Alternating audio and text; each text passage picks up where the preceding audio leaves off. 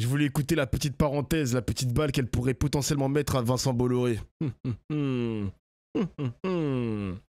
veut pas lâcher sa place de chef de lutte ouvrière. En vrai, il faudrait qu'elle trouve un successeur. Hein. Je sais pas si elle a envie de trouver un successeur. Je ne sais pas comment ça se passe à l'intérieur du parti lutte ouvrière, mais à un moment donné, il faut passer le flambeau, madame. Hein. Il faut passer le flambeau. Seydou Fly, le chat, on vient de m'enlever 2 dents de sagesse. T'as mal? Grand capitaliste qui peut-être condamne le futur de la France, c'est Vincent Bolloré. Ces derniers jours, un peu partout en France, il y a eu des manifestations avec le mouvement Désarmé Bolloré, médias, édition, industrie. Il est partout, c'est tentaculaire. Est-ce qu'il est temps, entre guillemets, de désarmer Vincent Bolloré? Désarmer Mais Vincent encore une Bolloré. fois, pour moi, ça fait déjà des décennies, mais vous savez, même Marx en 1848, déjà, il traçait cette perspective-là, que la classe capitaliste, il fallait la mettre hors d'état de nuire et que finalement, écrire une nouvelle page de l'histoire de l'humanité signifierait une nouvelle révolution menée par les travailleurs pour qu'ils prennent le contrôle de l'économie, de la politique, etc. Donc pour moi, c'est pas tel ou tel capitaliste particulièrement nuisible. Ils le sont tous. Ils sont tous finalement... c'est une chaîne. Et... Vous l'aimez pas le chat? Nathalie Arthaud, vous êtes pas trop Nathalie Corr dans le chat? Vous aimez pas trop le personnage? Ah bon? On écoute au moins ce qu'elle a à dire, les mecs. Attention, attendez. Eux, ils sont soudés, Ils sont soudés, les Drahi, les Bolloré, les Bernard Arnault, les Musk, les Trump. Ils font partie de la même chaîne. Et nous, notre problème, c'est pas de se dire il faut une loi pour empêcher dans tel secteur ou tel secteur. Regardez, ils arrivent toujours à les contourner. Vous savez, avec des milliards, on peut acheter plein de trucs. On peut acheter beaucoup de choses. On peut acheter des chaînes de télé, on peut acheter des consciences, on peut acheter des politiciens, on peut acheter des régimes entiers. Donc, si vous voulez, on ne peut pas faire ça petit bout par petit bout. Moi, j'entends à gauche. Pour l'instant, j'aime bien ce qu'elle dit. Hein. Elle est un peu folle du bus quand même. Ah ouais? Mais là, pour l'instant, le constat, les mecs, j'aime bien. Hein. J'aime bien. Pour l'instant, c'est basé. Il n'y a rien qui me choque. Tout va bien. Y compris LFI qui se veut très radical, etc., nous expliquer qu'il y a des lois à prendre, il y a une réforme fiscale à faire, etc., etc. Mais ce n'est pas à la hauteur de la situation. Et puis, encore une fois, finalement, il nous explique que le capitalisme, il est récupérable. Merci, Alex. Qu'il est récupérable, qu'il suffit de le rafistoler. Non, il ne l'est pas. Et là, on le voit. Depuis le début, le capitalisme... Marx le disait, est né dans la boue et dans le sang. Et plus il vieillit, plus c'est la boue et plus c'est le sang. Vous le disiez à l'instant, les milliardaires peuvent tous acheter, et notamment même limite des consciences. À 2 ans de la présidentielle, on voit que l'extrême droite prend énormément de place dans l'espace médiatique et politique. Bolloré, Stérin font en sorte que leurs idées d'extrême droite s'installent de manière définitive et longue dans le pays. Comment, justement, la gauche peut-elle contrer ça? Comment, à Lutte ouvrière et autres, qu'est-ce qu'on peut faire pour contrer ça sur le plan des idées et du combat politique? Ils ont besoin de diviser le monde du travail. C'est un besoin absolu. Ils sont une poignée, une infime minorité contre une écrasante majorité. C'est irréaliste, surtout elle veut taxer les riches à 90%. Ouais, mais les gars, c'est des idées extrêmement, c'est des idées extrêmement radicales, un peu comme Révolution permanente. Quand Anas, il veut nationaliser, je sais pas moi, 90% des entreprises privées, etc., les moyens de production et tout, bon... C'est plus facile à dire qu'à faire, les amis. Hein. Tu sais qu'il y a le tribunal du commerce, il y a des règles dans l'Union européenne, il y a même des règles au niveau de la France. C'est le... Là, on est vraiment dans le vrai extrême gauche, les gars. On est dans le vrai de vrai. Limite, si elle voulait emprisonner Vincent Bolloré, elle aurait pu le faire, t'as capté. Merci, Nick, pour le sub. Très propre, ta nouvelle coupe d'Ofla, oh my god. Merci. Ah, merci. Ah, merci, c'est gentil. De gens exploités, opprimés. Comment leur domination tient-elle? Par la division. Dans les entreprises, alors la division, c'est à tous les niveaux. C'est division de statut, de sous-traitants, enfin bon, de salaire. Il mérite la prison, il devrait être en prison normalement, Bolloré. Du coup, donc là, t'es team LFI ou team LO? Bah moi, j'aime les deux, les mecs. Hein. Après, évidemment, les gars, il faut qu'on reste un petit peu sérieux, tu vois. Moi, j'aime bien les idées qu'elle véhicule. J'ai pas de problème avec ça. Mais la faisabilité, c'est autre chose, les amis. Est-ce que c'est possible de le faire dans un monde ultra capitaliste? Je ne sais pas. L'idée de la révolution qui commence par la lutte ouvrière, par les ouvriers, etc. J'aime bien l'idée, tu vois. Moi, j'ai pas de problème avec ça. Il y a des revendications. On a vu que quand les ouvriers se lèvent, par exemple avec les raffineurs à Total, on a vu que ça a bousillé le pays. Ils ont fait une demande à la direction de Total. Ils ont eu gain de cause. Vous avez vu le bordel qu'ils ont foutu quand même. Donc oui, la révolution, une vraie révolution, une grosse révolution qui commence par la lutte ouvrière, moi je suis pas contre. Je suis pas contre. Surtout dans un monde comme ça aussi injuste, dans un pays comme ça où les riches sont toujours aussi riches et les pauvres n'ont jamais été aussi pauvres. Bon, à part les employés peut-être de Louis Vuitton qui eux sont très bien lotis, vas-y, j'ai pas de problème avec ça. Ils ont un 13e mois, 14e mois, 15e mois, j'en sais rien. Mais l'idée qu'elle présente dans la première partie là, quand on a écouté la vidéo, bah je suis pas contre. Hein. Je suis pas contre. C'est le seul moyen, les amis, c'est le seul moyen de se faire respecter dans une entreprise. De faire grève, de mettre un coup de pression. Chaque année, alors ça fait longtemps que je suis plus dans le monde de l'entreprise, mais je crois que chaque année, t'as des négociations d'entreprise où, justement, on revoit ton salaire à la hausse ou à la baisse. Chaque année, il y a des réunions comme ça. Quand les réunions ne sont pas concluantes, c'est ce qu'il te reste à faire. Le NAO, négociation annuelle obligatoire. Voilà, merci Eddy. Et puis à l'échelle de la société, bah voilà, ils vont utiliser les différences qu'il y a entre les travailleurs, et les travailleurs viennent des quatre coins du monde, hein, ils sont de toutes les couleurs de peau, de toutes les cultures, de toutes les origines, ils parlent toutes les langues. Et ils vont utiliser ces différences-là pour les diviser. Et c'est ça qui se passe avec l'obsession anti-musulmane. C'est pas très pro le plateau. Hein. Le PC, il est abîmé, il y a un gros bout de scotch. Média TV, vous avez pas assez de tal ou quoi là? C'est quoi ça? C'est quoi ce PC abîmé, frère? Non, aujourd'hui, avec la politique anti-immigrés. C'est le stream de la mais surtout, oui, là on est bon, avec Retailleau. Hein, oui, Retailleau, lui, il est en croisade permanente. Hein, c'est la croisade et la campagne islamophobe en permanence. Mais c'est voilà, c'est un outil à la fois pour faire diversion, parce qu'en effet, ils feront rien, ils bougeront pas le petit doigt par rapport au licenciement, par rapport au chômage, tous les problèmes qu'on peut avoir dans la vie vitaux, les hôpitaux, les salaires, le pouvoir d'achat, etc. Hein, là, ils veulent rien faire, donc on fait diversion. Alors, qu'est-ce qu'il faut faire? Bah, nous disons qu'il faut que les travailleurs ils aient conscience de leurs intérêts collectifs et qu'ils se battent ensemble, et que surtout on ne doit pas laisser le gouvernement nous dire qu'il y a parmi la classe ouvrière... Je sais qu'elle est encore prof, les mecs. Elle est encore prof, mais elle enseigne encore ou pas? Ou elle est à la retraite? Mais elle a quel âge, cette meuf? C'est une dinguerie, quand même. Nathalie Arthaud. Ne dis pas qu'elle a 55 ans. Oh, mais il lui reste encore 10 ans. Il lui reste encore 10 ans. Mais j'ai cru qu'elle avait 70 ans, la meuf. Ah, je suis désolé, les gars. Je vais encore le dire, hein. Mais malheureusement, les blancs, ça vieillit mal, hein. Ouais, les gars, j'ai cru qu'elle était âgée de baiser, genre. What the fuck? Allô? Mais merde. Elle a que 55 ans. Parce que ma mère, elle a 10 ans de plus. Je t'aime, maman. Mais ma mère, elle est beaucoup plus... tu vois, sa peau, elle est beaucoup plus jeune que Nathalie Arthaud. Hein. What the fuck? Je suis choqué, wesh. Elle a 55 piges, gros. Ouvrières, dans le monde du travail, des femmes et des hommes qui sont des menaces ou qui représentent des dangers. Ce n'est pas vrai. Pas vrai. Il n'y a aucun...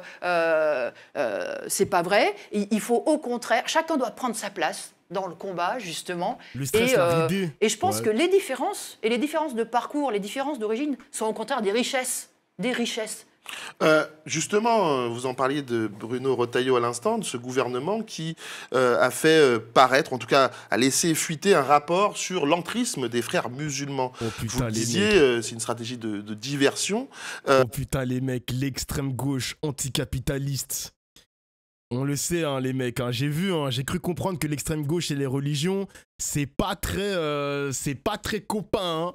Donc je sais pas qu'est-ce qu'elle va dire sur le voile. D'où le titre du stream. Oh putain de merde. Alors qu'il y a des réels problèmes qui sont invisibilisés. Ou est-ce que ce rapport vous semble sérieux? Il n'avait pas de faits divers impliquant des immigrés ou impliquant des musulmans à se mettre sous la dent. Écoutez, ils étaient malheureux, hein, ces gens-là. Donc ils ont sorti un petit rapport de voilà. Et puis en plus ils lui ont fait dire le contraire de ce qu'il disait. Hein. Tout ça pour faire peur, Et le problème, et Alors pourquoi non, la société je n'ai pas recule peur. aussi, c'est parce que justement, dans cette période de crise, de recul, de peur de manquer, et des millions de femmes et d'hommes ont peur de manquer, ils ont peur de l'avenir, ils ont peur pour les enfants, eh ben, c'est facile de jouer sur cette peur.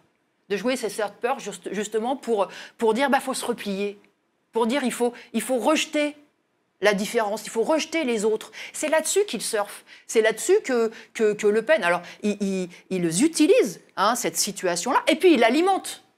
Et ça, c'est vrai. Et puis alors, ça y va, comme il y a une course, une course-poursuite là, Oui. entre Le Pen, Retailleau, Attal, il s'est mis, on l'avait tous Gabriel oublié, Attal, mais il là, s'est mis maintenant, aussi, voilà. Récemment, Il s'est remis dans la course en agitant justement l'interdiction du voile pour les jeunes filles de 15 ans, donc moins de 15 ans. Donc voilà, ils essayent d'utiliser tout ce recul-là, de façon démagogique, en se disant ça sera comme aux États-Unis, ça payera électoralement. Voilà. Oui. Et c'est en effet un recul énorme qui existe. Mais encore une fois, nous disons que sur la base justement de nos intérêts de travailleurs, quand on va bosser, quand le réveil sonne le matin, il sonne trop tôt pour tout le monde. Oui. Pour tout le monde. Et là-dessus, il n'y a pas de différence. Et à la fin de la journée, on est rincé. Et ça vaut pour tout le monde. En vrai, les gars, j'ai écouté Ponce ce matin qui parlait du métier de streamer et tout. J'avoue que le plus gros privilège de vivre de sa passion, les gars, c'est l'heure. Genre vraiment là, c'est le numéro uno de l'avantage de vivre de sa passion, c'est vraiment de se lever à l'heure où tu le désires. Et c'est un putain de privilège, les gars. Parce que moi, j'ai goûté... Attends. Je vais un peu fermer la fenêtre. Les gars, j'ai goûté aux 7h du matin. J'ai goûté aux 5h du matin, les mecs, pour aller bosser en hôpital. J'ai goûté à ça pendant 3 ans. Après, j'ai streamé. Les gars, j'étais dans le prolétariat. J'étais dans le 7h, 18h, 4 jours sur 7. J'ai goûté, les mecs, hein. Mais j'avoue que c'est un putain de privilège de se lever tard. C'est grave bien de se lever tôt. Non, mais il y a des mecs qui se lèvent tôt, tu vois. Mais ta charge mentale, parce que quand tu te réveilles tôt pour travailler, et ensuite tu fais les 35 heures, tu termines à 17h, tu prends les transports, etc., métro, boulot, dodo, mon gars, ton cerveau, il explose à la fin. Il explose, hein. C'est dur, hein, c'est très dur. Je sais qu'en France, ils veulent expérimenter la semaine de 4 jours, au lieu de 5, dans certains corps de métier. Je ne sais pas si vous, le chat, vous pouvez travailler 4 jours sur 7. Mais les gars, je vous jure que la semaine de 4 jours, c'est dur, hein. La semaine de 4 jours, c'est vraiment dur. Vraiment. Faut l'assumer. C'est très fatigant. Il y en a qui se disent « Ah putain, on va travailler que 4 jours, incroyable, etc. » Mais les mecs, c'est dur, hein. Vraiment. Choisir son propre rythme de vie grâce à son travail, c'est extraordinaire comme privilège. Ah oui, mais moi, je le dirai tout le temps, hein. C'est un privilège de dingue, hein. Eh, mais c'est un membre de Trash Talk qui regarde mon stream, là. Vraiment. Tu bosses ta Trash Talk, là. Eh, moi, je vous dis sur Twitter, hein. Vive le basket, hein. Je suis sur 4 jours et le week-end à 3 jours. Quel bonheur. Ah ouais, mais putain, après, chacun son délire. Mais moi, j'assumais pas, les mecs, hein. J'étais tellement fatigué. PTDR, c'est dur. Pourquoi c'est dur? Bah, en fait, moi, moi, je faisais 37 heures, les mecs. Faut savoir que c'est 37 heures qui sont réparties sur 4 jours. Et après, t'as 3 jours de repos. Mais c'est pas tout le temps le vendredi, samedi, dimanche. Ça peut être le samedi, dimanche, mardi. Le samedi, dimanche, jeudi. Enfin, c'est coupé, c'est bizarre, tu vois. Ça casse un peu ton rythme. Mais moi, quand je me réveillais à 6h du matin, pour terminer à 18h, je rentrais chez moi à 19h parce que j'avais 1 heure de trajet. Mais les mecs, 4 jours, c'est dur, hein. Moi, c'était 4 jours sur 37 heures par semaine, les amis, hein. Ah, c'est pas facile, hein. 37 heures sur 4 jours, c'est abusé. C'est pas ça le principe de la semaine de 4 jours. Bah, attends. La semaine de 4 jours, c'est littéralement 35 heures. Ça dépend des corps de métier. Mais techniquement, c'est 35 heures réparties sur 4 jours plutôt que 5, hein. Eh, croyez pas, les gars, que c'est 4 jours... C'est pas ça, les mecs, hein. Enfin, peut-être qu'on n'a pas compris la même chose, hein. Mais dans le reportage qu'on avait vu il y a plusieurs mois, ils veulent expérimenter ça, mais sur une... C'est pas ça. Ah bon? Ah bon? Donc ils vont réduire ton salaire aussi?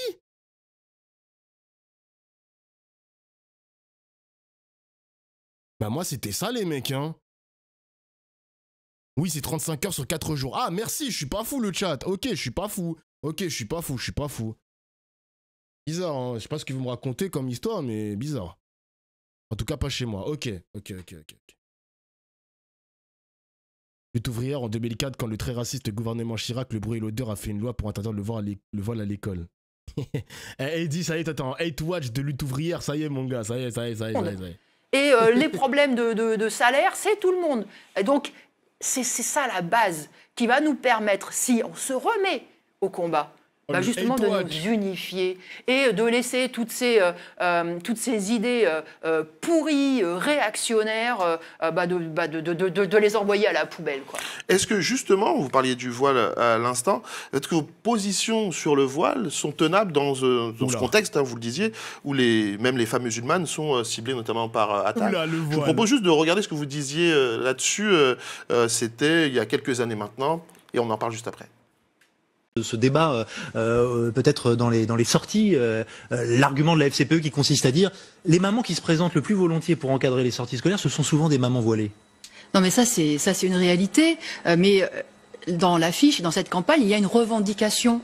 C'est la revendication d'avoir cette liberté de porter le foulard dans ce cadre-là. Et moi, je ne fais pas partie de ceux qui revendiquent le port du voile ou qui le banalise. Voilà, parce que pour moi, c'est pas revendiquer une liberté. Parce que le voile, ce n'est pas une liberté. C'est d'abord une oppression. Et c'est l'oppression de la femme. C'est pas même sur le terrain de la laïcité, moi, que je me bats. C'est, je me bats pour le droit des femmes, pour le droit à leur émancipation, pour le droit précisément à se débarrasser de ce statut toujours inférieur. Je me bats pour que les femmes soient l'égale des hommes.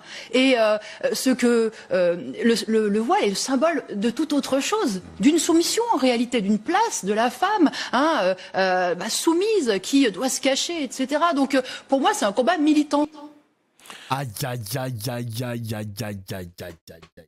C'est pas si vieux, les mecs, hein. C'est pas si vieux, hein. 2019. Quand est-ce que les politiciens vont comprendre que porter le voile, ok, tu peux le considérer comme une soumission, mais c'est une soumission à Dieu. Tant que tu respectes la République, il n'y a pas de problème avec ça. Là, on n'est plus dans le cadre de l'égalité homme-femme, les amis. Là, on parle de soumission à Dieu, uniquement à Dieu. Mais j'avoue que c'est pas si vieux et c'est pas si basé ce qu'elle raconte là, hein. Moi, c'est dommage de voir ça à chaque fois, les gars. Et encore une fois, je le redis, c'est pour ça que c'est important d'inviter les femmes voilées sur un plateau pour qu'elles puissent répondre d'elles-mêmes, de leur expérience. Parce que tu as le sentiment que quand elle te dit « j'ai pas le voile, je suis soumise à Dieu, j'aime ma religion », tu as l'impression qu'il y a une sorte d'emprise en mode c'est son mari qui lui dit quoi oula, c'est dur à dire. Qui lui dit quoi dire. C'est dur à dire, putain, la phrase elle est compliquée à dire. En gros, elle se fait manipuler par son mari, t'as capté? Moi, je suis en mode, faut arrêter d'infantiliser les femmes. Elles ont droit à leur liberté de porter le voile aussi, c'est aussi une forme d'émancipation de porter le voile, genre. J'ai bugué, oui, j'ai bugué. Ah, je sais pas. Ça fait très colons qui veulent imposer leur morale, c'est vrai. C'est vrai qu'on n'a pas assez parlé de cet aspect un peu colonisateur blanc qui veut imposer leur diktat, qui veulent imposer leur morale sur les femmes étrangères en mode moi je suis blanc, je suis en train de t'expliquer que le voile c'est de la soumission et ça dérègle un peu le marché de l'égalité homme-femme. Crois-moi, je suis blanc donc tu dois me croire. Bah non en fait. Bah non. Il y a clairement un relent de colonialisme, exactement. C'est très bizarre. C'est très très bizarre, genre. On vous a rien demandé, genre, vraiment. Une vision ethnocentriste. Putain, j'aime trop quand vous parlez comme ça, les mecs. Mots techniques, tout ça, mots médical. On est dans Dr House. Oh là là, ethnocentriste, oh là là. Mais vous avez raison, les gars, de poser le constat. Vous avez raison, vous avez raison. Ok, homme. Bon, moi, je le dis en tant qu'homme, les amis, mais moi, je défends les femmes voilées, y a pas de problème. Je peux défendre ou j'ai des arguments quand même. J'ai des arguments. Donc là, on va écouter la suite de ce qu'elle va raconter, parce que peut-être qu'elle va changer de position. Peut-être qu'elle va changer de position, les mecs, je sais pas. Ou peut-être pas. Et donc, est-ce que, on vient écouter, c'était en 2019 sur le plateau de LCI, est-ce qu'aujourd'hui, vous diriez la même chose dans le contexte dans lequel on se trouve? Ah, moi, je pense la même chose. Je pense toujours ça. Maintenant, je vois très bien qu'aujourd'hui, le voile, c'est l'épouvantail qui est utilisé dans une campagne qui est islamophobe, qui est anti-musulman, etc., qui est utilisée par la droite, l'extrême droite, etc., et je la dénonce. Voilà. Et moi, je suis absolument opposée à toutes leurs propositions là d'interdiction ou je ne sais quoi. Maintenant, je le dis, je le redis, dans l'islam, mais dans toutes les religions, dans absolument toutes les religions, le judaïsme, le catholicisme, les femmes, elles sont inférieures aux hommes. Les femmes, on leur impose de nouvelles des contraintes. On veut les contrôler. On veut encadrer leur vie. Voilà. Et c'est ça que moi que je rejette. C'est ce que je rejette. Et ce qu'on... Bon, tu vois, ça, c'est encore une fois, c'est l'interprétation des écrits, que ce soit dans le Coran ou dans n'importe quelle religion monothéiste. Bon, elle pose un constat, elle pose une analyse, mais bon, les gars, chacun interprète les livres sacrés de sa manière. T'as capté? Elle mérite ses scores à un chiffre aux élections d'Ofla. Putain, finalement, les mecs, minute 1, on me dit, lutte ouvrière, Nathalie Arthaud, c'est bien. Minute 14, elle mérite ses 1%, elle mérite je sais pas quoi. Elle mérite... Wesh, c'est quoi ça? Ah, j'ai un raid.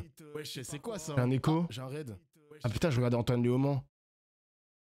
Jure, merci pour le raid, Antoine. Bienvenue, bienvenue.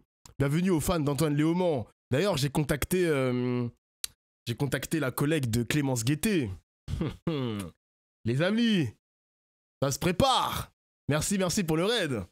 Je reste fidèle à Arthaud. Bah les gars, franchement, son constat sur le voile, son constat sur les religions monothéistes, surtout sur l'islam, bon, le premier paragraphe, il était intéressant. Donc oui, évidemment, quand tu parles des frères musulmans, des Muslim Brothers,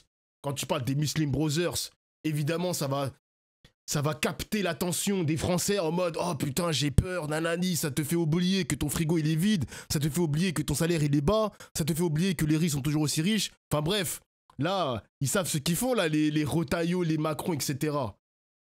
Mais là, la deuxième partie de Nathalie Arthaud, putain, c'est dur quand même, hein.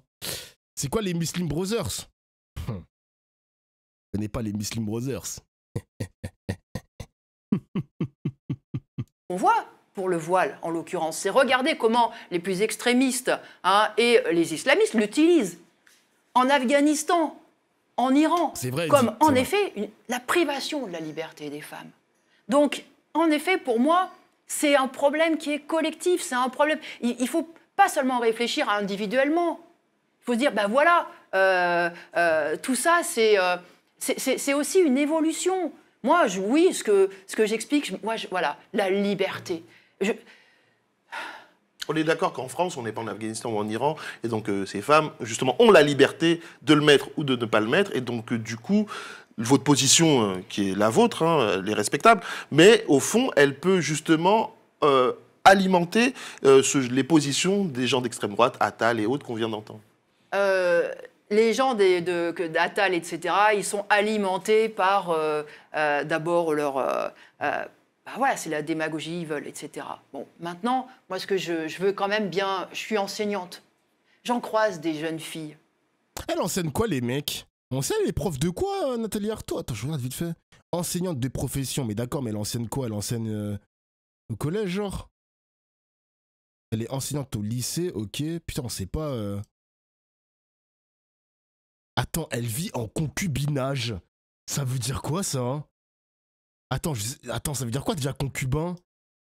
Wesh! Attends, elle était mignonne quand elle était jeune, mais c'est quoi, ça? C'est une union de fait, elle est marquée par une vie stable. Non.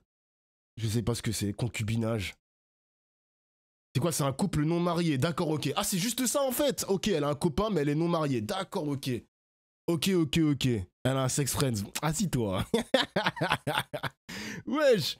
Mais meuf, mais c'est une dinguerie. Mais elle a 55 ans. T'as l'âge d'avoir des... T'as l'âge d'être marié, t'es encore en concubinage. Ok, pas de problème. Je ne juge pas. Par contre, Nathalie Arthaud, dans les années... Ah ouais, c'est quelqu'un, quoi. C'est... Ok. Qui sont contraintes, forcées, poussées à porter le voile et qui ne le veulent pas. J'en croise. Il y en a. Voilà. Ça existe encore. Okay. Voilà. Ça me semble minoritaire. Et oui, mais s'il n'y en avait qu'une, il faudrait que tout le monde ait le souci de dire, eh ben oui, cette jeune fille, elle doit avoir le droit de décider de sa vie. Le droit de décider si elle porte le voile ou pas, le droit de décider avec qui elle se marie, le droit de décider si elle fait des enfants. Mais ça, vous savez, cette pression, moi je suis une fille, voilà. Mais cette pression, mais je l'ai connue moi aussi. Alors à un niveau relativement, de basse intensité. Mais voilà, il faut faire des enfants, il faut se marier, voilà. Et vous savez, les parents, ils ont toujours des idées bien arrêtées sur comment on trouvera le bonheur dans cette vie. Moi, mon combat, c'est pour dire non, voilà, chacun doit justement se libérer, toutes ces cultures. Oui, il faut les connaître, c'est des richesses, et il faut qu'on soit ouvert, il faut de la fraternité et de l'égalité. Mais ça, c'est encore à conquérir, je peux vous dire, c'est encore à conquérir. Et les religions sont souvent des obstacles par rapport à ça. Vous avez parlé dans votre journal du droit de l'aide à mourir. Exact. Dans l'aide à mourir. La religion est un obstacle à l'égalité hommes et femmes. Putain, ok. Réel. Elle brasse pour rien dire. En vrai, c'est une question qui peut se poser, les mecs. Est-ce que la religion est un obstacle à l'égalité homme-femme? Pour moi, la religion, ça reste quand même dans le sphère privée, y a pas de problème. Mais, genre, moi, par exemple, l'égalité homme-femme qui passe par l'égalité des salaires. Genre, dans l'entreprise privée. S'il y a un écart, c'est pas la faute de la religion. Enfin, vous voyez ce que je veux dire? Ça passe par des petites étapes. Genre, déjà, rien que dans le monde, dans l'entreprise, ça n'a rien à voir avec la religion, déjà, je sais pas. C'est une diversion. Ah, vous êtes pas trop d'accord sur le chat, là. C'est un peu divisé, là. Vous êtes un peu divisés, les mecs. 90%, mais pas 100% de là. Ouais, j'ai capté. En islam, la femme a plus de droits. Elle a plus de droits ou plus de droits?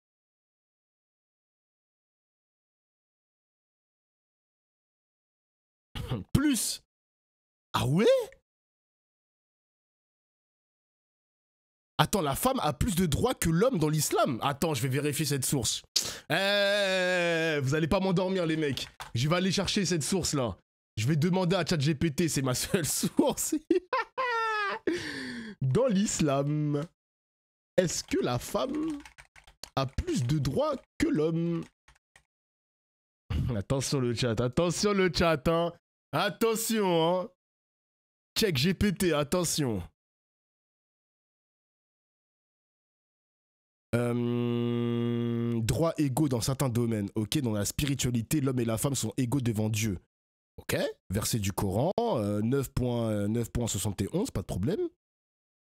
Droit où la femme a des avantages spécifiques. Entretien financier. L'homme a l'obligation de subvenir aux besoins de sa femme et de ses enfants, même si elle est riche.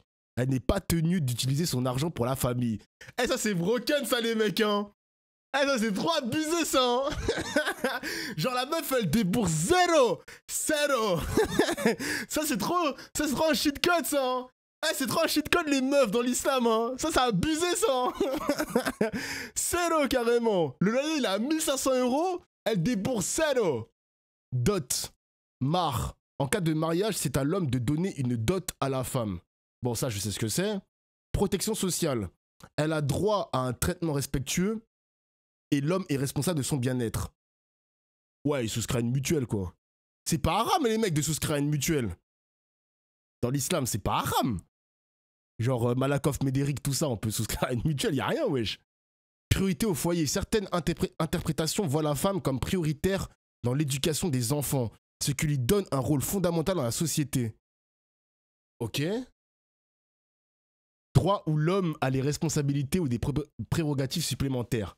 Le leadership familial.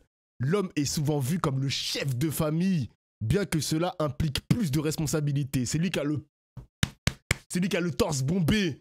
C'est lui qui décide de s'il prend un meuble ou pas. La forme du meuble, c'est lui qui décide. Ok. Héritage. Dans certains cas, l'homme hérite 2 fois plus qu'une femme, mais il a l'obligation de dépenser pour sa famille, contrairement à la femme. Témoignage. Dans certains cas juridiques, le témoignage de 2 femmes équivaut à celui d'un homme. Oh, ça, c'est une dinguerie, ça. Ça, c'est une dinguerie, ça. Ça, c'est une folie, ça. Ça, c'est une folie. Ça, vraiment, là, le témoignage de 2 femmes équivaut à celui d'un homme. Oh, l'équation n'est pas bonne, chef. Faut faire une mise à jour dans le Coran, là. Là, c'est quoi, ça? C'est quoi ce truc de fou? Mourir. Je peux vous dire que toutes les religions sont opposées, strictement opposées. Ah là là. Quand on voit les souffrances, quand on voit un certain nombre de femmes et d'hommes qui n'en peuvent plus, etc. Et justement, quelle est votre position sur cette loi qui devrait être votée aujourd'hui? Moi, je suis évidemment pour le droit à mourir dans... Oh les mecs, j'ai vu une partie du stream de Antoine Léaumont. Il y a plein de personnes de gauche, LFI, hein. Là je parle vraiment de la gauche LFI sur Twitter, qui ont fait masse RT sur ça. Il y a beaucoup de personnes qui ont été déçues de la France Insoumise parce qu'ils ont voté la loi sur la fin de vie. Ils ont été extrêmement déçus. C'est une dinguerie, les mecs. Il y a des arguments. Je vais écouter les arguments de Nathalie Arthaud et ensuite je vais exposer mes arguments, les mecs, parce que j'ai vu un peu de vrai et un peu de faux. Merde, pardon, putain, je fais tout tomber. Dans la dignité, évidemment. Maintenant, ce que je vois, c'est que là, ils sont en train de mettre en place une loi qui est extrêmement restrictive. Il faut des garde-fous, hein. Il faut des garde-fous, c'est évident. On est quand même dans une société où le fric, c'est un vrai problème, hein. Ça pourrit tout. Ça pourrit y compris les relations familiales, hein, le fric. Ouais, les histoires d'héritage sont des moments, des fois, apocalyptiques dans certaines familles. Donc, il ne faut pas l'oublier. Donc, évidemment, il faut des garde-fous, c'est sûr. Mais il faut aussi, là encore, respecter la parole, le désir de ceux qui souffrent, de ceux qui n'en peuvent plus. Voilà. Et maintenant, moi, ce que je pense, c'est ce texte-là, manifestement, ne réglera pas tout. Hein, et puis par ailleurs, ce n'est pas un texte de loi qui va régler le problème fondamental de cette société capitaliste, c'est qu'il n'y a pas d'égalité. Il n'y a pas d'égalité ni dans la vie, ni dans le vieillissement, et sûrement pas dans la mort. Hein. Et je veux bien... Là... Alors en gros les gars, les personnes qui n'étaient pas d'accord avec la... Donc là Dingo, je vais t'expliquer. En gros, hier, les députés ont voté une loi pour le droit à la fin de vie. Bon, il y a pas mal de pays qui ont accepté ça, je crois, dont la Suisse. Et en gros... alors, je vais essayer de grossir le bail, les amis, mais en gros, sur le consentement du malade, il peut s'injecter une solution qui va le tuer. Voilà, qui va le tuer. Bon, je sais pas si on peut apparenter ça à l'euthanasie. Bon, bref, peu importe. Mais il y avait des personnes qui n'étaient pas d'accord avec ça. Pourquoi? Parce que ça pousse, en quelque sorte, à l'eugénisme. Vous savez ce que c'est l'eugénisme ou pas, le chat? Est-ce que vous savez ce que c'est? En gros, l'eugénisme, c'est le fait... qu'il y ait que des êtres humains parfaits. Genre, je vais grossir le truc. En gros, il n'y a pas de débiles, il n'y a pas d'imbéciles, il n'y a pas d'handicapés, il n'y a que des êtres parfaits. Et ça pose quelques problèmes. En gros, comme la science ne progresse plus, parce que justement l'État coupe l'argent, coupe les budgets, etc. Par exemple, l'hôpital, il y a moins de budget, la science, il y a moins de budget, il y a moins d'investissement sur la science, etc. Donc en gros, les malades qui ne peuvent plus accéder à une science qui peut potentiellement les guérir, ben ils acceptent de mourir, quoi, parce qu'ils souffrent trop. Vous voyez un peu ce que je veux dire ou pas? Ça s'ouvre pas à l'handicap d'offrir la loi. T'es sûr de ça ou pas, hein? Mais il n'y a vraiment aucun moyen de soulager la douleur. Bah, en gros, les gars, c'est ce que je vous explique.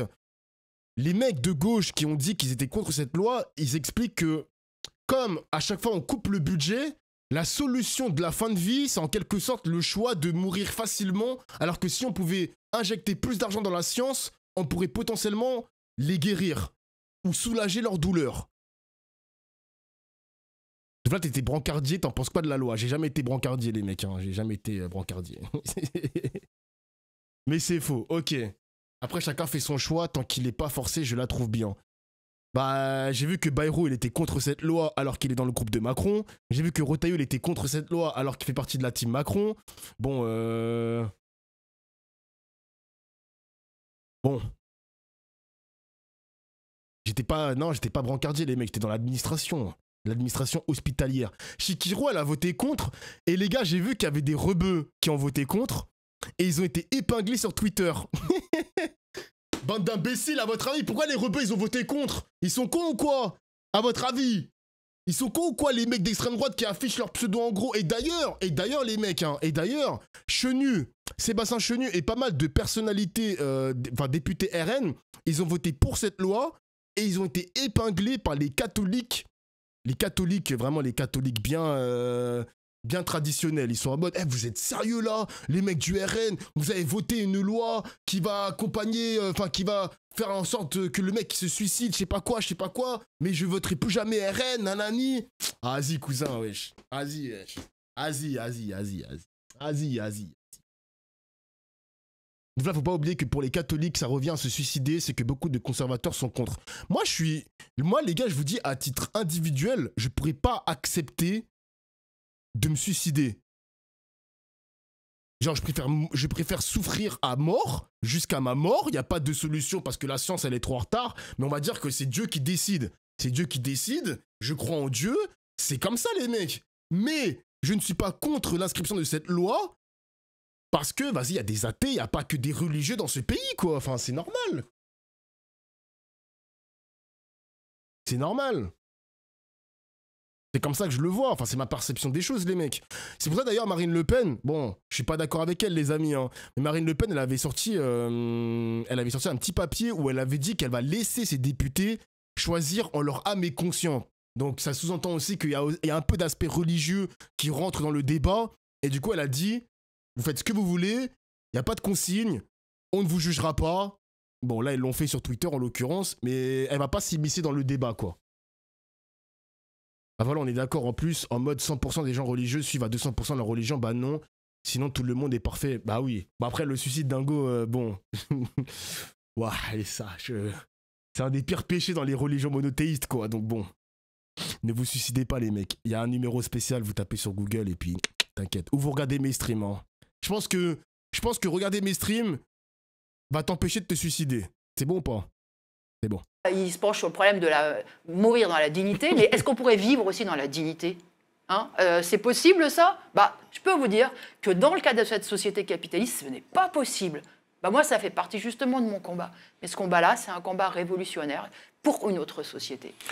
J'aimerais qu'on aborde là pour cette toute fin. En vrai, mais putain, elle a souligné un vrai truc. En vrai, la loi, elle a été votée, elle va être promulguée dans quelques mois, quelques trimestres. Donc, on a la dignité de bien mourir, mais on n'a pas la dignité de bien vivre, vu à quel point la société nous écrase, nous domine. Elle est bien cette petite phrase, hein. Finalement, Nathalie Arthaud, je l'aime bien. Hein. Je l'aime bien les mecs, hein. La tech sur le voile, elle était pas folle, mais à d'autres aspects où elle est pas mauvaise. Hein. Entretien, il nous reste quelques minutes. La question internationale, et notamment ce qui se passe à Gaza. Gaza donc, est en ruine, l'Europe, le monde observe beaucoup de discours, mais peu d'actes pour arrêter ce massacre. Et donc, est-ce que ce silence est une sorte de complicité, en tout cas le manque d'action des grands États, une sorte de complicité dans ce qui se passe actuellement à Gaza? Bien sûr, c'est une complicité. C'est...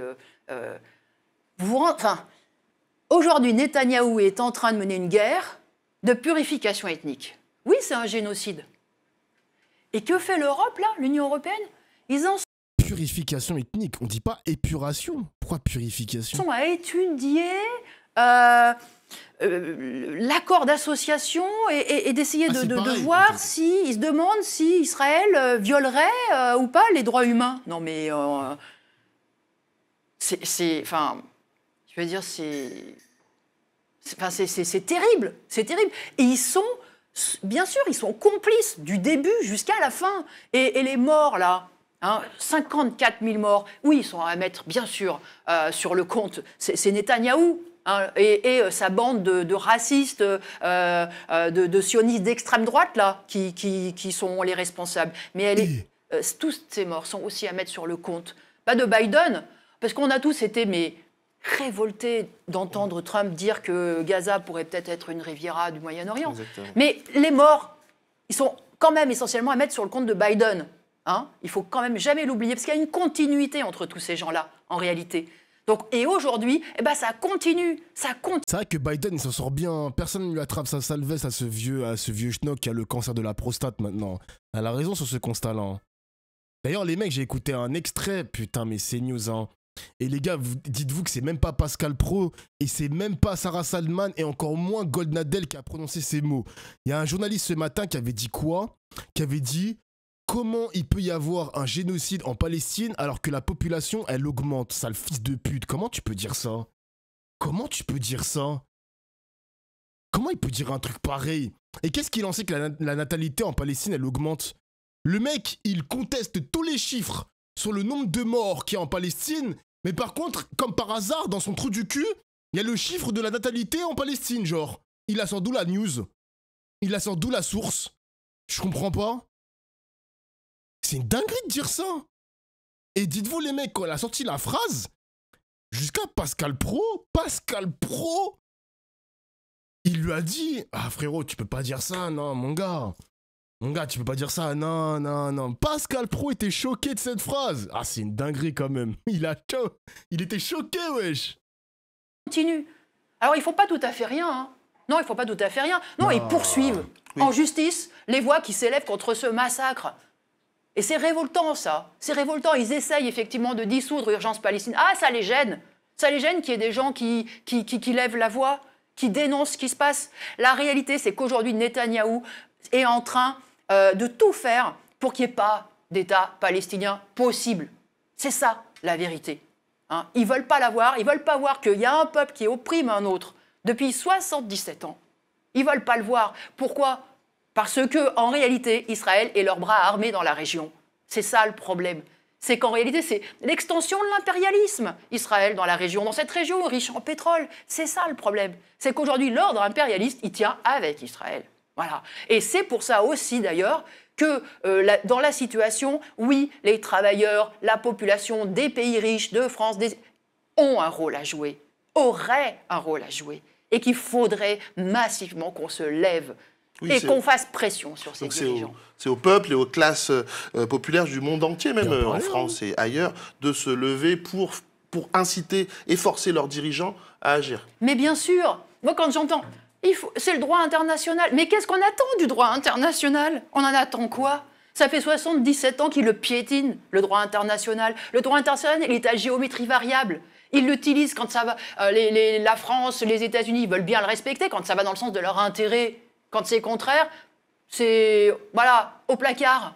Donc le droit international, ce sont des mots creux. C'est une question de rapport de force. Et tous ceux que la situation révolte, tous ceux qui mesurent que ce qui se passe en Israël, c'est un crime contre les Palestiniens, contre l'humanité, mais c'est aussi suicidaire pour les Israéliens. Tous ceux qui mesurent que tout ce qui se passe là, c'est une condamnation de l'avenir. C'est quoi l'avenir demain dans cette région? Et pas que en Israël, en Palestine, mais au Liban, en Syrie, au Yémen. Enfin, c'est quoi l'avenir? Ils sont en train de condamner l'avenir.